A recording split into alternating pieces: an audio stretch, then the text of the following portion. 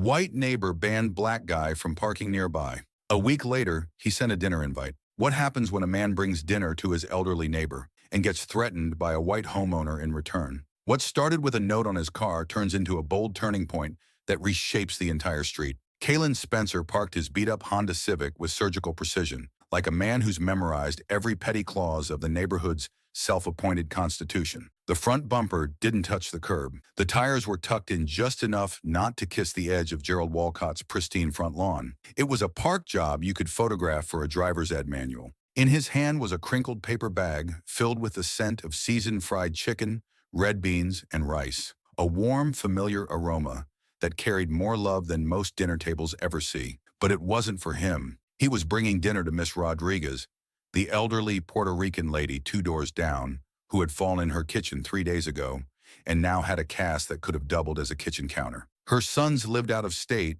and her daughter worked night shifts at the hospital. So Kalen stepped up, like he often did when no one else did. The stairs to her porch creaked under his feet, not from weight, but from age, like they too had a story they were tired of repeating. He knocked lightly. From inside came her voice. "Ven mi angel, entra!" She greeted him like family, not like a neighbor, like a grandson who'd come back from college just to check on her. Kalen smiled, that kind of soft smile that doesn't come from politeness, but from truth. That's what he loved about these evenings.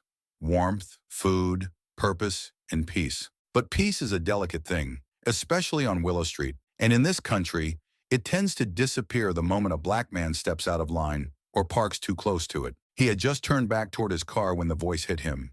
Sharp, cold, and soaked in that particular brand of authority that always sounds like it's been drinking too much Fox News. "Hey, where do you think you're going, boy?" Kalen turned.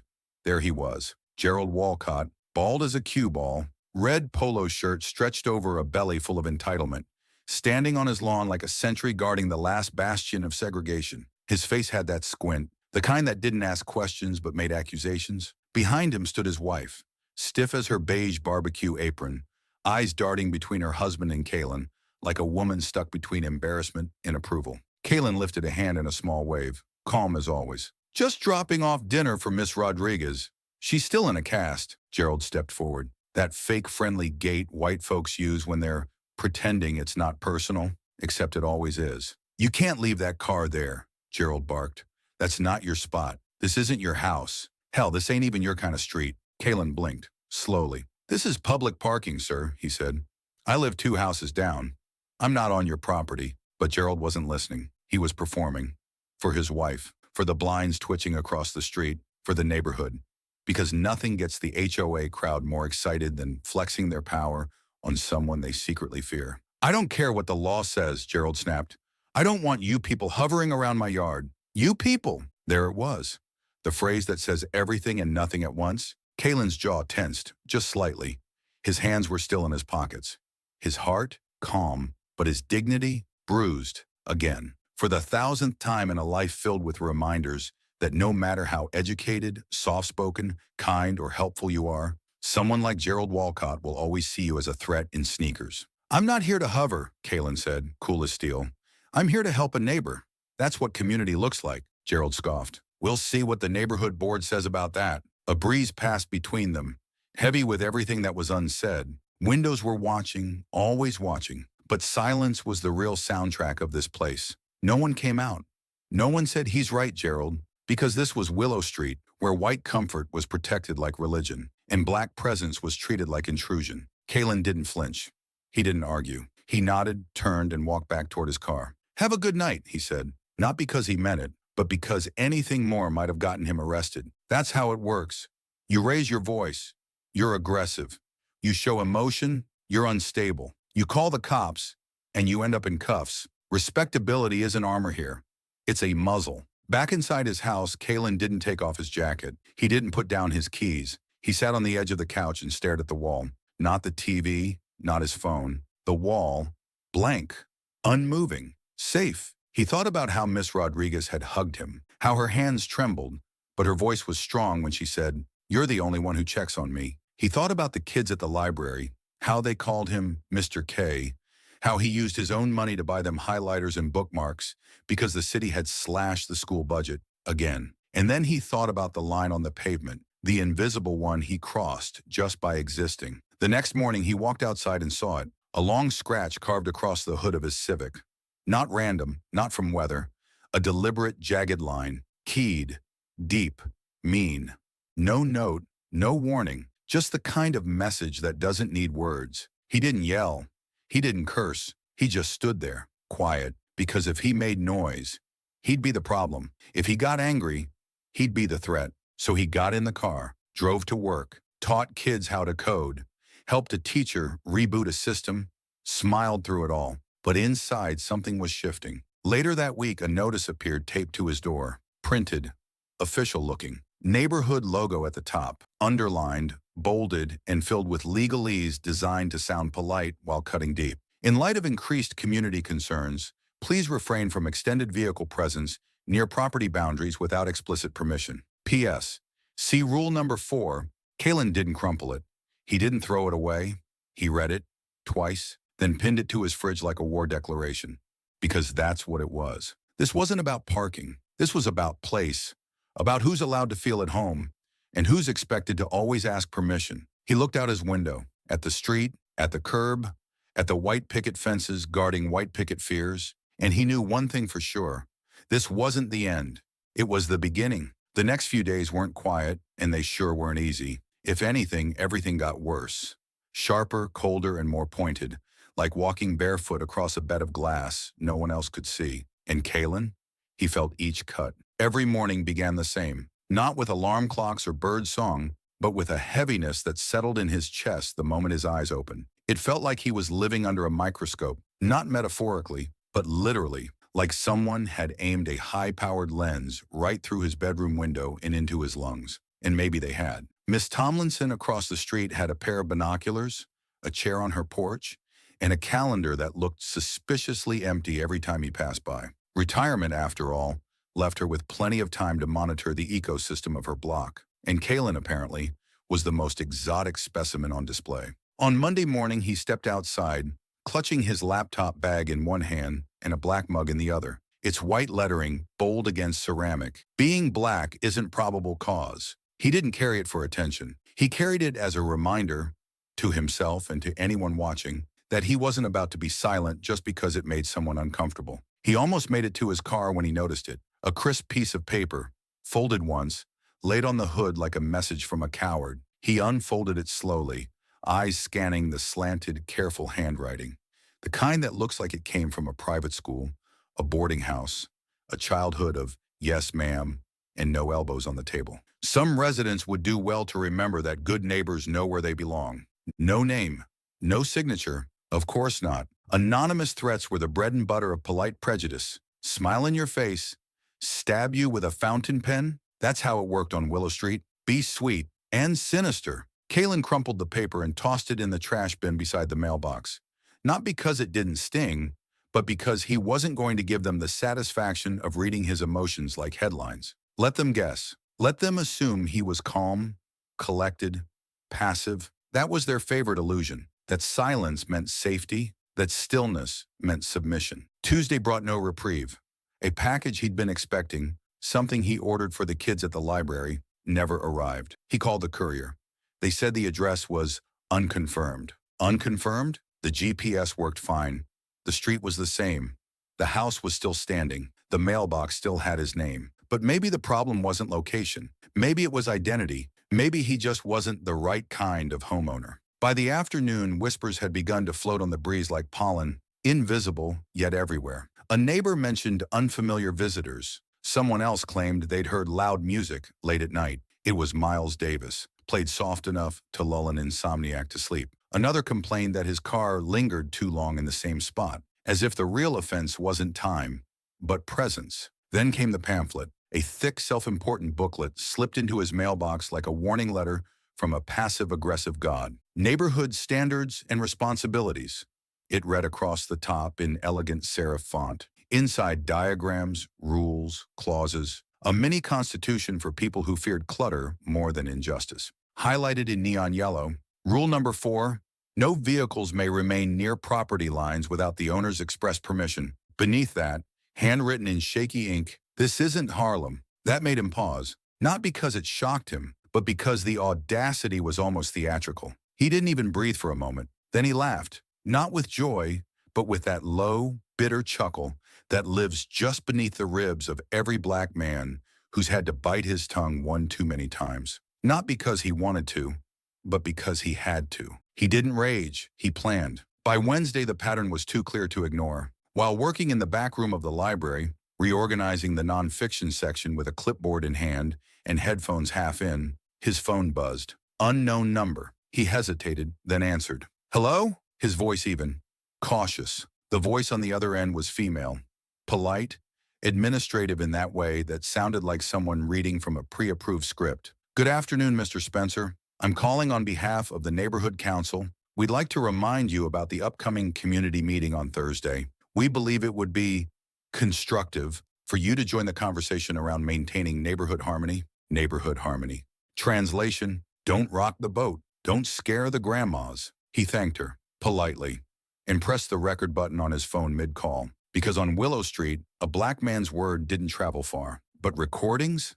That was another story. Thursday night, the community center, plastic chairs, coffee in white foam cups, a smell of lemon-scented cleaner that couldn't mask the tension in the air, and smiles, those frozen, overly wide grins that strained at the corners of mouths and tried too hard not to look suspicious. When Kalen walked in, one man pretended to read a flyer. Another gathered his things and left the room. No one spoke. He took his seat in the back, quiet, observant. Then Gerald stepped up to the podium. Of course he did. His voice echoed, practiced and performative, like someone who had watched too many courtroom dramas and believed himself the hero. We've noticed an increase in tension lately, he said, hands clasped behind his back. Certain individuals seem to disregard long-standing community norms. Some are even instigating discomfort and confrontation. That's not who we are. He didn't say Kalen's name, but every head turned, and that's when Kalen stood, slowly, calmly, but with the weight of a man who had nothing left to lose and everything left to say. You're not talking about cars, he said. You're talking about people. You don't want order, you want obedience. You use fear to build fences where welcome signs should be. A hush fell. You could hear the air shift. He looked around the room, eyes steady. How many of you talked about me over coffee, but never once spoke to me face to face? How many of you filed complaints without names? How many filmed my car like I was a burglar instead of your neighbor? Gerald's jaw tightened. His arms crossed. He tried to retake the mic, but Kalen kept going. This stopped being about parking the minute someone keyed my car, the minute a letter told me to know my place, the minute you decided I didn't belong on a street I helped keep standing. I pay taxes here. I tutor kids here. I deliver meals to your elderly. And you? You write policies like you're guarding a kingdom. The room held its breath, and then a voice, frail but fierce, rose from the corner. Gerald, said Mrs. Ellen, her cane tapping the floor like a gavel. For 10 years you talked about protecting order, but all I see now is a man scared of change. A younger man stood next. Mr. Spencer helped my kid with his history project, and you, sir, told me you thought there were too many teenagers on our block. The dominoes fell. Gerald sat back down. No words left. No authority to hide behind. Later, as the crowd thinned and the chairs were stacked, Kalen stood near the exit. A tap on his arm. It was Cody, the boy next door. Mr. Spencer, he whispered. Tonight, you were like a superhero. Kalen smiled, weary but proud. No, Cody, he said. Just a man who finally stopped whispering. It didn't start with paperwork or threats or those sterile concerns wrapped in neighborhood language. It didn't even start with another note, crumpled and left under a windshield like an accusation in Times New Roman. No, it started with a smell. Saturday, 6 p.m. The air was thick with August heat, that kind that holds on to the day and refuses to let it go. Kalen had just kicked off his shoes, set the kettle to boil, and curled up with a Baldwin book that had been on his shelf far too long. He wore his old t-shirt, the faded one with the print that said, I am my ancestors' wildest dreams. A quiet evening, that was the plan. Peace, warmth, a little introspection. Then came the knock, firm, measured, like someone trying to sound confident but unsure of how doors work. Kalen opened it, and there stood Gerald Walcott. Not in his usual defender of the block getup. No flag print button-down, no stiff posture, no puffed-up chest. Just a man in a pale polo shirt, holding a ribbon-tied paper bag like it might explode in his hands. Mr. Spencer, he said, voice thinner than Kalen remembered. I want to invite you to dinner. Kaylin blinked. No words, just raised eyebrows. Because sometimes silence is the only safe reaction when the moment teeters on absurd. Gerald kept going. My wife and I, it's our anniversary. Tomorrow, just a small dinner. Some neighbors. We'd like you to come. Well, it's an attempt to make things right. An attempt, Kaylin thought. So either something cracked open inside him, or someone cracked it for him. Maybe his wife. Maybe that look from the councilwoman.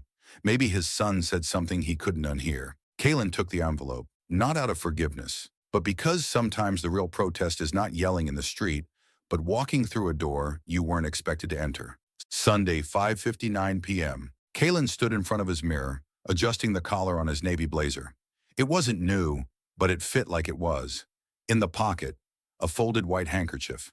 Not for tears, for weight, for presence. A reminder, he wasn't just attending, he was arriving, and there was a difference. When he knocked on the Walcott's door, it opened with the kind of eager awkwardness that belongs to people who overpractice sincerity. A burst of warm scents hit his nose. Meat, garlic, spices. And underneath that, unmistakable, the scent of social anxiety cooked until tender. Kaylin! Linda, Gerald's wife, beamed with a brightness that tried too hard. She stepped aside like she was welcoming an old friend, not the man her husband had tried to expel like an unwanted element. Come in. We've got brisket, potato gratin, and margaritas. He walked in, measured and calm. He scanned the room. Oh, the faces were familiar. Those same neighbors who pretended not to see him at the grocery store. The ones who never responded to his good morning during runs. The ones who claimed his jazz was disturbing the peace, even when it was Coltrane's quietest work. Now they were sipping cocktails and nibbling hors d'oeuvres like peace had always been the plan. Gerald approached, a glass of whiskey in his hand, poured so stiff it looked like it was holding his pride hostage. Glad you came, he muttered, not quite meeting Kaylin's eyes. Believe me, I'm just as surprised as you are, Kaylin replied with a grin that had teeth. They sat for dinner. Kaylin was placed near the end of the table, not at the far edge, but not near the center either. A politically correct seat, symbolic inclusion. Not outside the circle, but not in it either. The conversation was beige, gardening, property taxes, the new benches at the park. No one mentioned neighborhood rule books. No one brought up rule number 4. No one dared mention the keyed car or the community meeting where Kaylin had gone full truth teller and cracked the room open. Then Gerald stood. He clinked his glass with a butter knife. The sound was sharp, nervous. I just want to thank everyone for coming, he began. Especially Kaylin. You could hear the shift. Subtle but real. A fork paused midair. Someone dropped an olive. These past few weeks they've been tense, and I've done a lot of thinking, and I need to admit something. I haven't acted right. I made assumptions. I judge without merit. And that's not an excuse, but the truth is, I've been afraid of change, afraid of the neighborhood becoming unfamiliar, maybe even afraid of not being in charge anymore. That last part hung in the air like thick smoke. But I want to do better, Gerald said. I want my son to grow up in a community that sees people, not just colors. And if that change has to start with me, then let it start. He sat down. Linda touched his hand. A few people clapped. Not cheerfully, cautiously, like they weren't sure if they were supposed to or just scared of silence. Kaylin didn't clap. He looked, measured. Not the words, but the eyes. And in Gerald's eyes, he saw something. Not a total shift, but a crack. And where there's a crack, light finds its way in. Later, when people migrated to the back patio with wine and casual chatter, a neighbor approached. Brian, father of 3, usually friendly in the nod and keep walking kind of way. Hey, Brian started. I owe you an apology. I didn't say anything at the meeting. Not because I didn't agree with you, but because I didn't want them to turn on me too. Kaylin nodded. I know. I want to help, Brian said. If you ever push to overturn those rules, I'll back you. Just let me know. It wasn't everything, but it was something. And after weeks of silent stares and closed doors, something felt like a revolution. At the end of the night, Gerald walked Kaylin to the door. Thank you, he said, for coming, for listening. Really, Kaylin paused. Gerald, he said, you know this dinner doesn't fix anything. This is the first step. That's it. I know, Gerald replied, but thank you for giving me a chance to take it. You weren't given a chance, Kaylin said, firm but not unkind. You took one. Hold on to it, tight. He walked home slowly. The street was quiet. Porch lights flickered. In some windows, shadows moved. In others, the blinds stayed shut. At his doorstep, a piece of paper lay pinned by a stone. He picked it up. It was a neighborhood council form. At the bottom in pen, Rule number 4 officially repealed. And yes, you've got a spot at my curb. Neighbor. Signed, Gerald. Kaylin exhaled. For the first time in weeks, not out of sarcasm, but because maybe, just maybe, the shadows on Willow Street had started to shift. Monday began with thunder. Not metaphorical thunder, real, rip-the-sky-apart thunder. The kind that makes birds go silent and power lines hum like nervous whispers. At exactly 7:13 a.m., it cracked above Willow Street like God had slapped the table and said, "Enough!" Inside his house, Kaylin stood by the window, sipping strong black coffee from a chipped mug that read, "Resist, read, rise." The rain slapped the pavement in a steady rhythm, washing away the remnants of Sunday barbecue smoke and week-old pretense from the porches. The hydrangeas leaned under the weight of the downpour, like tired witnesses to too many conversations that never ended well. He watched in silence, his mind still full from the dinner 2 nights ago. The one where Gerald Walcott had made a show of remorse, where faces that used to ignore him had finally looked his way, even if only for a second. It was a good performance, but that's all it had been so far. A performance. A first move in what Kaylin knew would be a long game. And now the rain had the audacity to ask, will he keep playing? The first move back came in the form of a bulletin board. Not the sad, sun-bleached board by the community park where people posted ads for piano lessons and lost cats. No, this one was brand new. Laminated, glass-covered, with shiny gold trim around the edges, like a trophy case for ideas. At the top, in bold font, it read, "Open Neighborhood Policy Discussion, Every Voice Counts." And beneath that, a list of contact names. First among them, K. Spencer. He stood in front of it that afternoon, umbrella in one hand, bag of library books in the other. As he read, neighbors trickled by. They stopped, looked, and kept walking. Some paused longer. One elderly woman, the same who once flinched when he greeted her, took out a pen and scribbled something on the suggestion sheet. He saw the words later, "Remove rule number 4. It never felt right." Others followed. Someone proposed a diversity committee. Another wanted to start a street cleanup initiative, run by volunteers from all backgrounds. A child's handwriting read, "Sorry, Kaylin," scrawled next to a drawing of a little house and a big heart. That one made his throat tighten. Because apologies from adults were rare, but from kids, they weren't rehearsed, they were real. By Wednesday, another surprise landed in his inbox, this time from the local high school. The principal had heard about him, probably from Linda Walcott. They wanted Kaylin to come speak, not about the fight, not about neighborhood drama, but about history, digital archiving to be exact, his specialty, his passion. They wanted him to teach students how to preserve their stories, their families' legacies, their community's truth. When he showed up in a pressed shirt and tie, ready to talk about metadata and memory, the one waiting at the front office was Linda. "Thank you for coming," she said, voice quieter than usual. "We realized kids don't just learn from textbooks, they learn from what we let them see. And if we keep letting them see fear,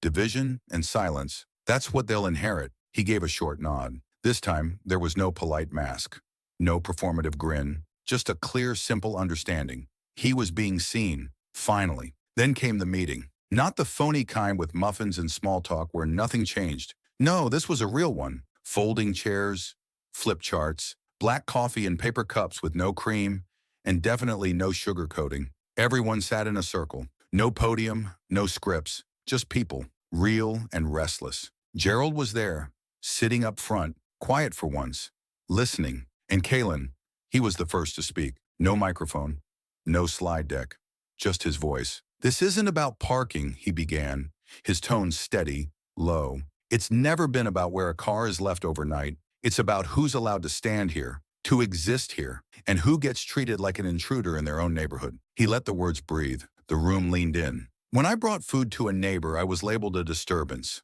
When I helped kids at the library, I was told I lingered too long. And when I parked legally on this very street, I was threatened like I was trespassing on sacred ground." A pause, not for drama, for control, because emotion was heavy, but control was heavier. "I stayed quiet for a while, not out of fear, but because I knew that the moment I raised my voice, it wouldn't be heard as reason. It would be labeled as aggression, because of how I look, because of my height, because of my voice, because I'm black. Silence thick and full. But now I choose not to be silent. I don't want your sympathy. I want your respect. I'm not a visitor on this block. I'm not some tolerated anomaly. I am part of this street with all its rain, with all its repairs, with all its potential. A single clap broke the stillness, then another, then a few more. Someone in the back shouted, "Say that again!" Little Cody, the boy who once whispered a warning about Gerald's behavior, stood on his chair and waved. Gerald rose slowly, voice softer than usual. "I support removing rule number 4. Officially, the vote passed unanimously. And just like that, one sentence was erased. But more importantly, one story was rewritten. The next morning, the sidewalk in front of Kaylin's house bore a new message. Chalk letters in 3 colors. "Our neighbor lives here," with a crooked arrow pointing to his door, a little red heart beside it. Nobody erased it. Nobody stepped over it. In fact, someone added to it a smiley face, another arrow, a peace symbol. Kaylin didn't sweep it away. He went out with his broom and traced the letters, darkened them, strengthened them, because when something finally speaks truth, you make it louder. Days later, as he stood outside the school library, prepping a lesson, Gerald passed by. No dramatics, no speeches, just a quiet offer. "We're installing new benches on the block," he said. "Thought maybe you could help choose." Kaylin looked him over. "You sure you're ready to sit next to me?" Gerald shrugged. "Not sure, but if I don't start with this, I'll never start at all." Kaylin nodded once. "Then let's pick good ones. Something solid, something that lasts." That evening, taped to his door, was a cream envelope with handwriting he didn't recognize. Inside, a typed letter. "You were right. We were blind. Thank you for showing us how to see. Neighborhood Council." Attached to it, an invitation to join the Neighborhood Development Committee. Not symbolic, not decorative, a real role, with a vote. That night, Kaylin sat on his porch. The air was warm. Somewhere down the street, a dog barked at the wind. A siren howled in the distance. A child laughed. High, wild, honest. Leaves rustled like whispers on the move. And for the first time, he thought, this isn't just a street anymore. This is my street. He wasn't just a man with books and a kind heart. He was a presence, a sound that couldn't be silenced. A neighbor who showed up and stayed, even when the welcome wasn't clear. He turned the porch light on, not because it was dark, but because visibility, true visibility, is the first step toward change. Final note, streets don't change overnight, not truly, but sometimes with just one voice, one sentence, one sidewalk message in chalk, something shifts. And when someone finally says, "I see you," maybe someday this whole country will echo back, "We do too."